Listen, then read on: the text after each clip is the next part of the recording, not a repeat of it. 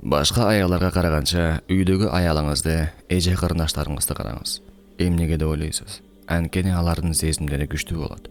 Эки адам телефон аркылуу сүйлөшүүдө, же жолугуда болгон кезде жакшы бир сөздөргө макул болуп, кантип ага ыраазы болуп калганын билбей калат. Макул жолугалы, сүйлөшөлү дейт. Аягын Аллах өзү сактасын. Зынаанын башын баштай турган, анын себепчиси боло турган аял болуп калат. Арабтардын жакшы бир макалы бар. Бир динар карызыңыз болсо да ойлондурат. Мариямдай кызыңыз болсо да көйгөйгө салат. Мариям тарыхтагы эң таза аял. Мариям деген сүрө бар. Мариямдай кызыңыз болсо да ойлонуңуз. Биздин кыз адептүү, эстүү, такыба, медреседе окуйт. Бир канча бара бүтүргөн деп мактанабыз. Бирок эч качан өзүңүздүн кызыңызга кайдыгер карабаңыз. Кызыңыз Мариямдай болсо да кабатыр болуңуз.